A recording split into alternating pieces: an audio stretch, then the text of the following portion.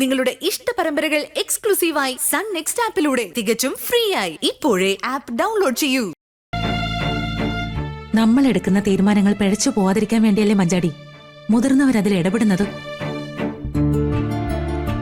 നിന്റെ തീരുമാനങ്ങൾ തെറ്റിപ്പോയിട്ടുണ്ടെന്ന് നീ തന്നെ സമ്മതിച്ചിട്ടില്ലേ? ഒരുപക്ഷെ അന്ന് അമ്പിളിച്ചേച്ചി പറഞ്ഞതുപോലെ നീ നാട്ടിലെ ഏതെങ്കിലും കോളേജിൽ പഠിച്ചിരുന്നെങ്കിൽ ഇതൊക്കെ സംഭവിക്കുമായിരുന്നു.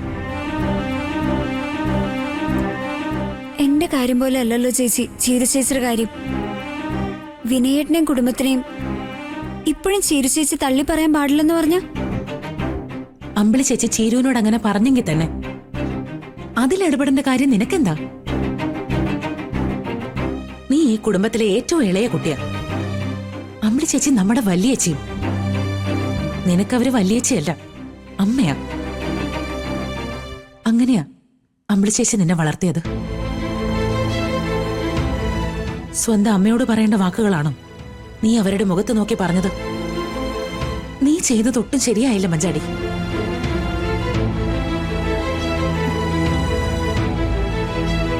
സോറി ചേച്ചി, എനിക്കതിൽ നല്ല വിഷമമുണ്ട്.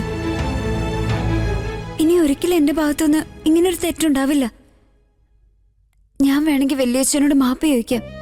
വേണമെങ്കിലല്ല, വേണം. അമ്പിളിച്ചേച്ചി അതിന് സമ്മതിക്കുകയാണെങ്കിൽ വാ വാ. അത് പോട്ടെ,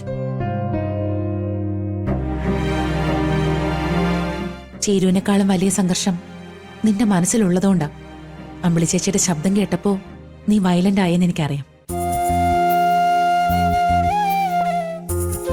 സത്യം പറ, നിന്റെ പുതിയ പ്രശ്നം എന്താ? പുതിയ പ്രശ്നം? എന്ത് പുതിയ പ്രശ്നം?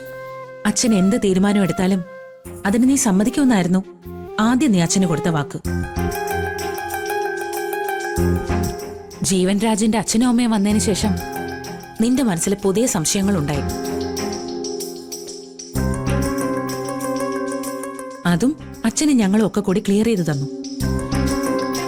പക്ഷെ ഇന്നലെ എന്തോ ഒരു ദുസ്വപ്നം കണ്ട ശേഷം നീ നല്ല ടെൻഷൻലാ. അതെന്താണെന്ന് എനിക്കറിയണം. ശരി ചേച്ചി, ടെൻഷനുണ്ട്, നല്ല ടെൻഷനുണ്ട്. ഒരുത്തന്റെ ചീറ്റിംഗിൽ പെട്ട ശേഷം മറ്റൊരാളെ കല്യാണം കഴിച്ച ദയ ചേച്ചിയുടെ അനുഭവം എനിക്കുണ്ടായിക്കൂടെ ചേച്ചി?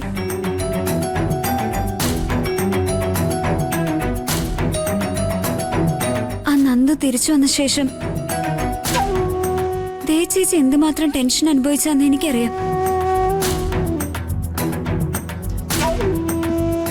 ശബരേട്ടൻ നല്ലൊരു മനുഷ്യനായതുകൊണ്ട് ദയ ചേച്ചിക്ക് ഇപ്പോഴും ഒരു ലൈഫുണ്ട്. ഗോകുലേട്ടൻ അങ്ങനെ ആവണമെന്നുണ്ടോ ചേച്ചി?